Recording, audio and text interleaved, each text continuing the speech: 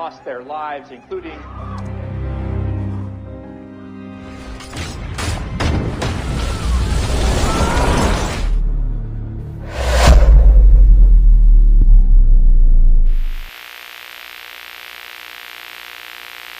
Dunia tak peduli seberapa lelah seorang pria selama ia tetap berdiri.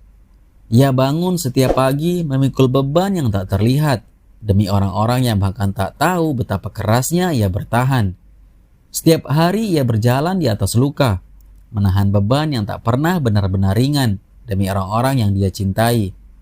Tapi ketika dunia merenggut satu-satunya alasan ia bertahan, yang tersisa hanyalah amarah dan kehampaan. Dan dari sana lahirlah kekuatan yang bahkan tak ia sadari. Karena kadang pria paling berbahaya adalah dia yang sudah kehilangan segalanya. Di balik gedung-gedung abu dan lorong-lorong sunyi tempat rahasia negara disimpan, tersembunyi sosok yang tak menarik perhatian, yaitu Charlie Heller. Ia bukan agen lapangan dengan otot kekar atau riwayat tempur yang mengesankan. Ia hanyalah seorang analis bahasa pemrograman. Seseorang yang bekerja dalam senyap, memecah kode rahasia, mengurai komunikasi musuh, dan membaca pola konspirasi yang tak kasat mata. Tugasnya tak membutuhkan senjata, hanya ketelitian, kesabaran, dan logika. Ia adalah wajah tak dikenal yang ikut menjaga kestabilan negara dari balik layar. Menjinakkan ancaman sebelum meledak, menyelamatkan banyak nyawa tanpa pernah terlihat. Di tempat kerja, Charlie dikenal sebagai pribadi pendiam. Ia tidak ambisius, tidak suka konflik, dan selalu menyelesaikan pekerjaannya tanpa celah. Ia tidak mencari pujian, tidak mengejar sorotan, dan hidupnya nyaris tak terdengar, seperti bisikan rahasia yang hanya dipahami oleh segelintir orang.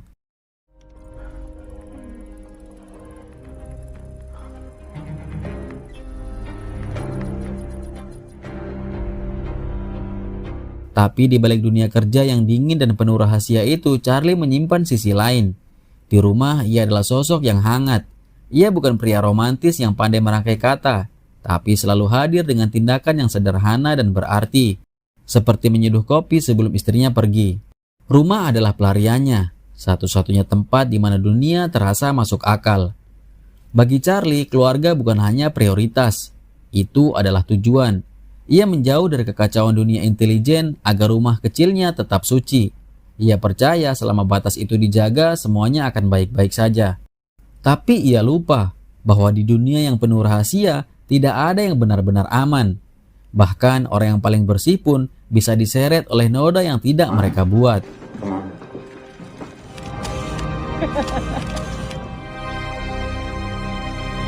Kehidupan yang tampak tenang itu hancur dalam sekejap. Istrinya yang saat itu melakukan perjalanan kerja ke London selama 5 hari, tewas di hotel tempatnya menginap.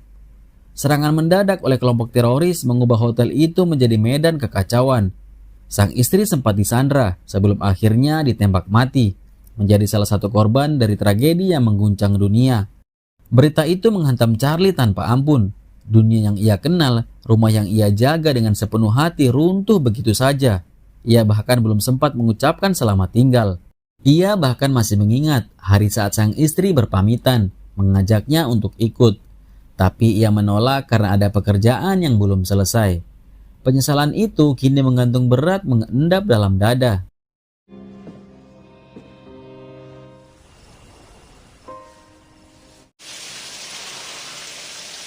Dan ketika ia berdiri di bandara menanti kedatangan orang yang ia cintai, yang datang bukan senyum manis seperti biasanya, melainkan peti mati, membawa pulang kenangan yang tak akan kembali. Momen itu seperti luka yang tak bisa dijahit. Di sanalah titik di mana Charlie kehilangan pijakan.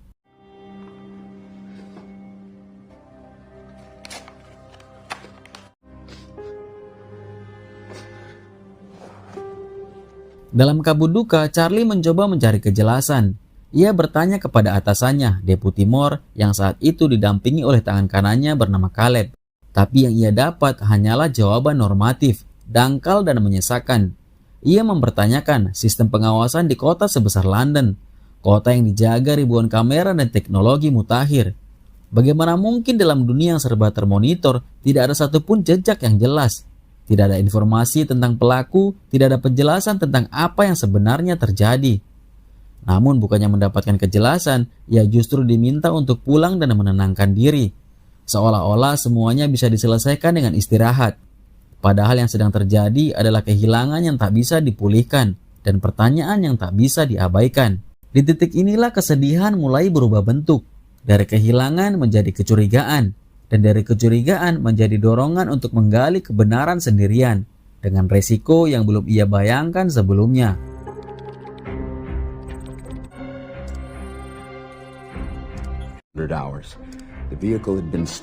Akhirnya Charlie memutuskan mencari sendiri apa yang tak ingin diungkap oleh orang lain. Ia kembali menggunakan keahlian yang selama ini menjadi senjatanya, mengumpulkan data, membaca pola, dan menembus sistem. Ia menyusuri jalur informasi yang tak terbuka untuk publik, menyambungkan titik-titik yang terputus, hingga akhirnya semua menjadi jelas. Ia tahu siapa yang terlibat dalam kejadian itu. Ia tahu dari mana mereka berasal dan di mana mereka berada saat ini.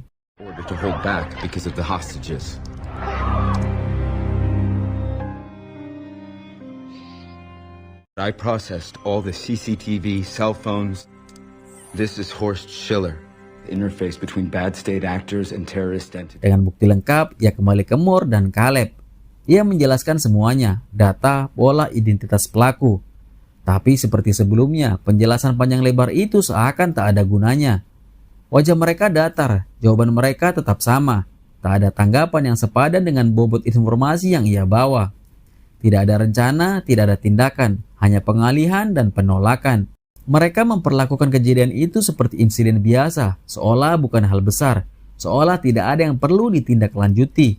Dan dari cara mereka menghindar, Charlie mulai mengerti, ada yang disembunyikan. Kematian istrinya bukan sekedar kesalahan atau kecelakaan. Ia adalah bagian dari sesuatu yang lebih besar. Dan yang paling sulit diterima adalah mereka yang paling dekat dengan pusat informasi ternyata memilih diam. Moore dan Caleb tahu lebih dari yang mereka katakan. Mereka menyimpan sesuatu dan mereka mengira Charlie akan tetap menjadi pegawai yang patuh seperti biasa. Tapi kali ini tidak.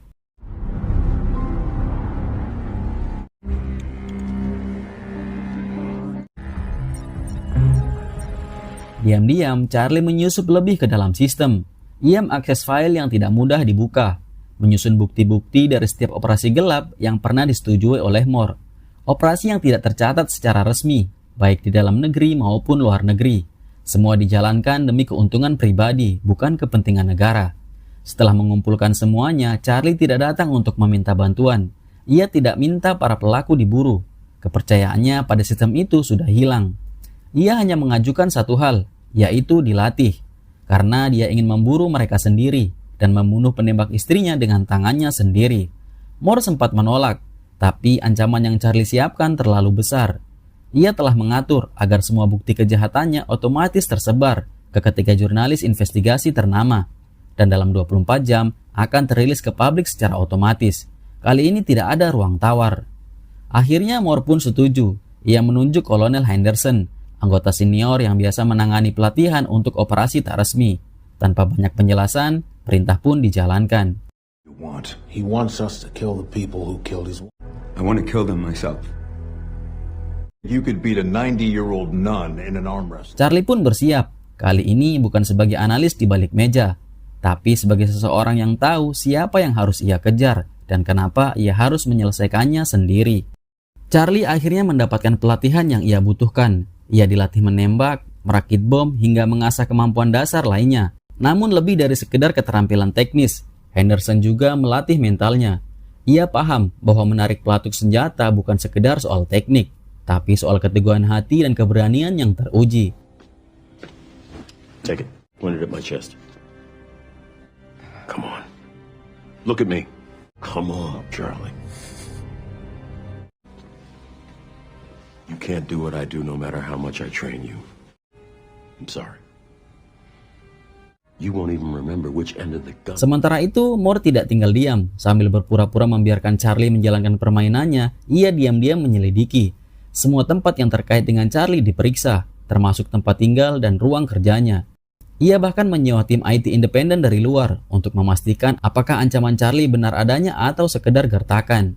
Ketika hasil analisa menyatakan bahwa semua itu hanyalah tipuan, Moore segera mengambil keputusan. Ia menghubungi Henderson dan memerintahkannya untuk menghabisi Charlie. Tanpa banyak pertanyaan, Henderson segera bergerak. Tapi di saat hendak mengeksekusi, Charlie sudah tidak ada di tempat. Yang tidak mereka sadari dari awal adalah Charlie telah menyadap komunikasi mereka. Ia mengetahui seluruh rencana Moore lebih cepat dari yang mereka perkirakan. Dan kini, ia sudah melangkah lebih jauh dari yang mereka kira. He's gone? He's got a bag full of passports. This individual? You think? Background's just long enough while he got himself.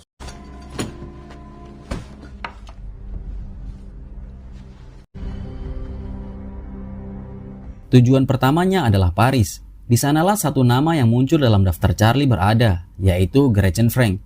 Perempuan yang terhubung langsung dengan kejadian di London. Tak banyak catatan tentang dirinya, hanya potongan informasi yang cukup untuk membuktikan bahwa dia bukan sekedar pelengkap dalam jaringan itu. Charlie mengikutinya dari jauh. Ia pelajari rutinitasnya, kebiasaannya, dan tempat-tempat yang sering ia kunjungi. Setelah mengamati cukup lama, Charlie menemukan kesempatan untuk menyusup ke kediamannya. Ia masuk diam-diam, menyisir ruangan demi ruangan. Tapi tidak ada apapun di sana, tidak ada catatan, tidak ada perangkat komunikasi, hanya ruang kosong yang terlalu bersih dan terlalu rapi untuk seseorang yang pernah terlibat dalam peristiwa berdarah. Charlie tahu jawaban tidak ada di rumah itu. Ia kembali memperhatikan rutinitas Gretchen. Dari pengamatan hari-hari sebelumnya, ada satu tempat yang selalu ia datangi secara berkala, yaitu sebuah klinik kecil di pinggiran kota. Ia menunggu waktu yang tepat, lalu menyelinap masuk dengan menyamar sebagai salah satu staf medis. Seragam putih yang ia kenakan cukup untuk membaur. Ia memutuskan aliran listrik di sebagian area gedung, memancing kepanikan kecil yang cukup membuat pengawas lengah. Saat suasana mulai kacau, Charlie masuk ke ruangan tempat Gretchen berada. Ia mengunci pintu dari dalam, lalu memulai caranya sendiri. Di tangannya ada botol kecil yang tidak mematikan, tapi cukup membuat napas jadi sesak dan tubuh melemah. Ia menyemprotkannya ke dalam box tempat Gretchen dirawat. Perlahan, napas wanita itu mulai berat, tubuhnya melemah. Charlie menunggu, tapi Gretchen tetap diam, tak mau mengatakan di mana Silly berada. Tidak sepatah kata pun keluar. Bahkan ketika rasa sakit mulai terlihat di wajahnya, ia tetap memilih bungkam. Ia tahu siapa Charlie dan ia tahu resikonya. Tell me where he is. Charlie bisa saja memaksa lebih jauh, tapi itu bukan dirinya, bukan cara yang ia percaya. Meski amarah masih ada, bagian dalam dirinya tidak dibuat untuk menyiksa. Ia membuka kembali pintu udara sebelum sempat mendapat jawaban apapun. Saat udara segar masuk, Gretchen menarik napas panjang. Dalam kepanikan, ia memanfaatkan kesempatan itu untuk kabur. Charlie mengejarnya, tapi langkahnya terlambat. Gretchen keluar dari pintu utama berlari tanpa arah di jalan yang sepi. Dan di saat berikutnya, tubuhnya terpental dihantam mobil yang melintas. Tubuhnya tergeletak di aspal dan tak bergerak. Lalu Charlie mendekat. Ia tidak lagi mencari jawaban dari wanita itu. Ia mengambil ponselnya lalu segera pergi sebelum siapapun datang. Ia tidak mendapatkan kata-kata, tapi ia tahu jawaban masih bisa ditemukan. Dan ponsel di tangannya mungkin menyimpan potongan berikutnya.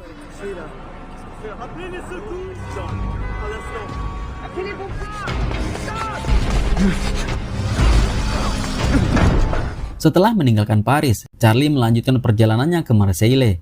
Di kota yang tak pernah benar-benar tidur itu, ia mencoba bergerak senyap. Tapi tanpa ia sadari, bayangannya masih diikuti. Henderson, orang yang dulu melatihnya, mengemban perintah dari Moore untuk menemukan dan menghentikannya. Dan malam itu, di tengah keramaian sebuah diskotik, jejaknya ditemukan. Kejaran pun tak terhindarkan. Suasana gelap dengan cahaya strobo tidak menghalangi Henderson untuk menekan langkah Charlie. Ia mengira pengejaran kali ini akan menjadi akhir. Tapi justru keterampilan yang pernah ia tanamkan sendiri kini menjadi senjata bagi lawannya. Charlie masuk ke salah satu toilet, meninggalkan paket kecil yang telah ia siapkan, lalu mundur perlahan. Ledakan besar mengguncang area itu.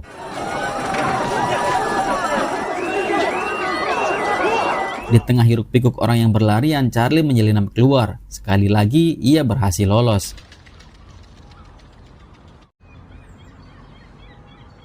Dari sana, ia tak membuang waktu. Ia menuju Istanbul, kota yang menjadi titik temu berikutnya.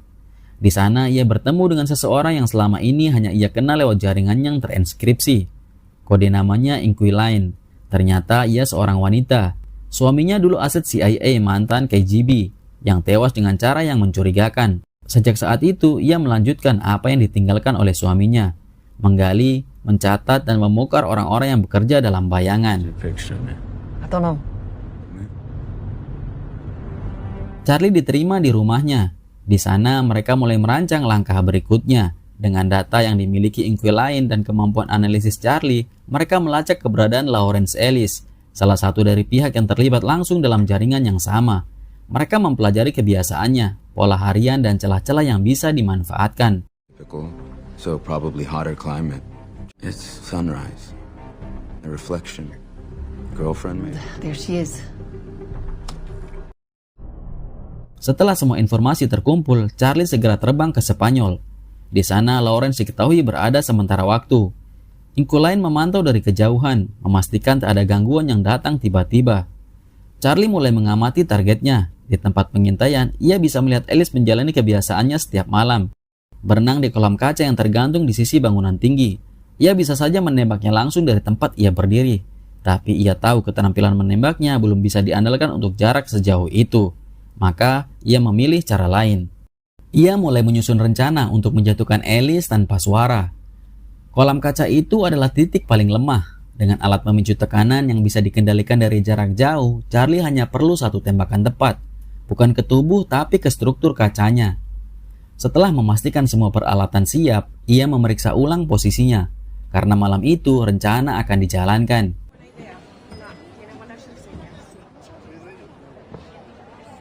Second stool down at the bar. Sambil menunggu waktu yang tepat, dari kejauhan Inquiline terus memantau situasi. Ia menyampaikan setiap pergerakan yang mencurigakan di sekitar lokasi. Charlie memang merasa ada yang mengawasinya sejak beberapa hari terakhir, dan kecurigaan itu terbukti. Beberapa sosok yang mengikutinya ternyata bukan bagian dari tim Moore. Mereka adalah anggota senior CIA lainnya, dikirim oleh Samantha. Di sisi lain, Henderson pun sudah tiba di lokasi. Langkahnya pelan tapi pasti. Inquiline sempat meminta Charlie untuk meninggalkan tempat itu, tapi Charlie sudah terlalu dekat dengan targetnya, dan ia memilih untuk tetap di tempat. Beberapa menit kemudian, Charlie sudah berada di depan kolam renang gantung, berhadapan langsung dengan Ellis. Tidak ada basa-basi. Charlie hanya ingin satu hal, keberadaan Horsiller. Tapi Ellis tidak mau bicara meski sudah diingatkan. Meski sudah ditunjukkan bahwa kolam itu akan dihancurkan, ia tetap menolak. Bahkan mencoba berenang menjauh. Charlie pun menarik pelatuk. Kaca kolam yang rapuh itu pecah seketika, dan tubuh Ellis jatuh dari ketinggian bersama air yang menghantam keras lantai beton di bawahnya. Satu nama di daftar telah terhapus.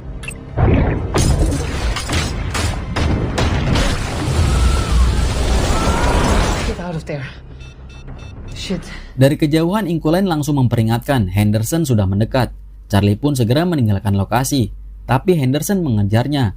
Di lorong-lorong sempit dan tangga darurat, kejaran itu menjadi semakin sengit. Langkah demi langkah, napas semakin berat. Sampai akhirnya seseorang muncul dari bayang-bayang dan menyerang Henderson. Ternyata ia adalah kiriman Samantha, dikirim diam-diam untuk mengawasi Charlie sekaligus menjaga keselamatannya. Samantha sudah mencium kebusukan Moore sejak lama. Ia tahu Charlie bukan sekedar pembangkang, ia sedang mengejar kebenaran. Tapi keunggulan Henderson tidak bisa diremehkan. Meski sempat tertembak, ia berhasil menghabisi agen itu.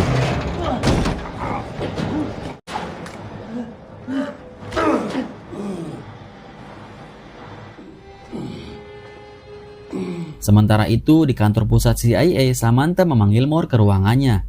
Ia tidak langsung menuduhnya, ia hanya ingin memastikan, menguji kejujuran Moore, menanyakan hal-hal yang sudah ia ketahui jawabannya. Dan dari sikap serta kata-kata Moore, semuanya semakin jelas. Sosok yang selama ini dihormati banyak orang ternyata memang berdiri di atas kepalsuan. Di waktu yang hampir bersamaan, Caleb dan seorang IT bayaran terus melacak jejak Charlie. Mereka mencurigai seseorang membantu dari balik layar. Tak butuh waktu lama hingga mereka menemukan lokasi Inquiline, sebuah apartemen tua di tepi kota. Saat malam mulai turun, pasukan kecil bergerak senyap menuju lokasi itu. Serangan mendadak itu berlangsung cepat dan terkoordinasi. Charlie dan Inquiline tak punya cukup waktu untuk bersiap. Mereka berusaha kabur, menyusuri lorong sempit dan jalan belakang. Tapi di luar, pasukan sudah siap menunggu. Bahkan sebuah drone terus mengikuti arah pelarian mereka. Dalam kekacauan itu, sebuah tembakan dari kejauhan menembus udara malam dan mengenai tubuh Inquiline. Ia seketika tak bergerak. Sekali lagi, Charlie kehilangan seseorang yang mempercayainya sepenuh hati. have they gone? We're okay.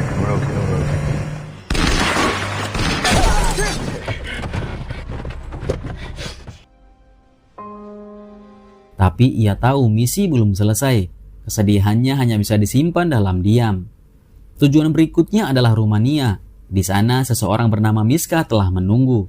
Salah satu dari mereka yang ikut bertanggung jawab atas kematian istrinya. Untuk memancing Miska keluar, Charlie membuat skenario transaksi gelap, yaitu menjual chip enskripsi militer yang langka dan sangat diburu. Semua diatur rapi, lokasinya di pinggiran kota, dengan peti berisi replika chip. Tapi di dalamnya, Charlie memasang jebakan, bom kecil dengan pemicu otomatis. Jika peti dibuka dan ditutup kembali, maka akan langsung meledak. Bahkan jika dibiarkan, alat itu tetap akan meledak dalam beberapa detik. Beberapa saat kemudian mereka pun tiba. Saat Miska tiba dan membuka peti, wajahnya langsung berubah. Charlie berdiri tak jauh dari sana berbicara melalui ponsel. Jaraknya cukup dekat untuk berbicara dan cukup jauh untuk selamat. Ia hanya ingin tahu satu hal, yaitu keberadaan Siller. Berbeda dengan yang lainnya, Miska langsung menyebutkan lokasinya karena ketakutan. Sebuah kapal di lepas pantai perairan Rusia. Ia berharap setelah memberi jawaban pemicu akan dimatikan. Tapi Charlie tidak datang untuk tawar-menawar. Tanpa berkata apapun, ia berbalik dan pergi. Beberapa detik kemudian, suara ledakan dahsyat terdengar dari belakangnya. Your phone. Their names. See, You're right. I'm not lying. That deactivate. You jump really fast. You might survive the... Setelah mendapatkan lokasi dari Miska, Charlie langsung menuju titik koordinat yang disebutkan. Jarak bukan lagi hal yang ia pikirkan. Selama masih ada jejak yang diikuti, ia akan terus berjalan. Di sebuah pelabuhan terpencil, ia menunggu dalam diam. Matanya terus menyapu area dermaga, mengamati satu persatu kapal yang bersandar. Sampai akhirnya ia menemukannya. Sebuah bot dengan nomor lambung yang sama seperti yang tertera dalam catatan. Ia mengambil gambar, lalu menelusuri jalur pergerakannya dengan lebih rinci.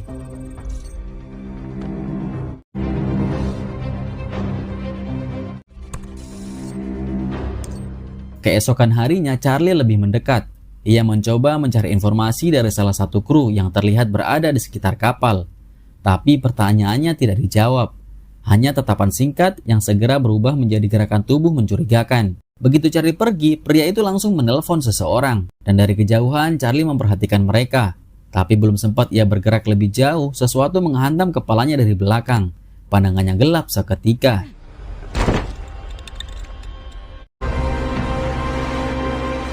Saat sadar, tangannya sudah terikat, dan ia menuju ke arah Siller. Dan sampai di sana, di depannya berdiri pria yang selama ini menjadi bayang-bayang dari semua tragedi, yaitu Siller. Percakapan panjang pun terjadi. Charlie mendengarkan, mengingatkan kembali wajah-wajah yang pernah ia lihat. Saat pengakuan itu keluar, Siller mulai menyadari segalanya. Kematian 3 orang penting dalam jaringannya bukan kebetulan. Itu adalah pembalasan, dilakukan seorang diri tanpa bantuan resmi siapapun. Tapi Siller tidak bereaksi seperti yang diduga. Ia malah memberikan senjata pada Charlie, seolah menyerahkan nasibnya sendiri. Tapi Charlie tidak mengambil jalan itu. Ia memilih menyelesaikan ini dengan cara lain, sebuah rencana yang sudah ia siapkan sejak awal. That's what I came here for. To make you feel what she felt.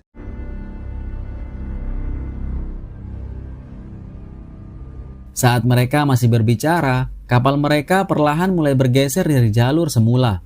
Tanpa diketahui Siller, sistem navigasi kapal itu telah dibajak oleh Charlie sejak sebelum ia ditangkap.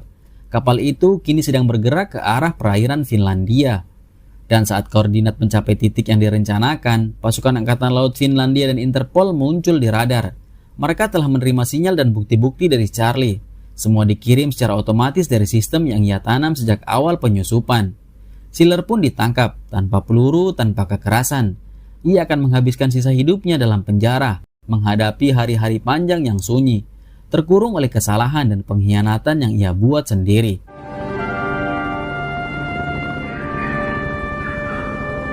Sementara itu di Amerika, Samantha menerima dokumen akhir yang dikirim oleh Charlie. Semua bukti atas kejahatan Moore dan Caleb, operasi ilegal, kematian-kematian yang ditutup-tutupi, dan manipulasi kekuasaan di dalam lembaga. Tak ada ruang untuk lari, hukuman berat dijatuhkan pada keduanya. bukan hanya kehilangan jabatan, tapi juga kebebasan. Kali ini, sistem membersihkan dirinya dari dalam. Was the CIA involved in those operations? I can confirm that the officer is safe. Di akhir cerita, Charlie berdiri sendiri di depan sebuah makam. Ia membawa seikat bunga, meletakkannya perlahan di atas batu nisan yang tertulis nama istrinya. Tak ada kata-kata, tapi dari sikapnya sudah cukup jelas. Perjalanannya telah usai. Apa yang perlu diselesaikan kini telah selesai. Dan untuk pertama kalinya setelah sekian lama, ia menunduk tenang.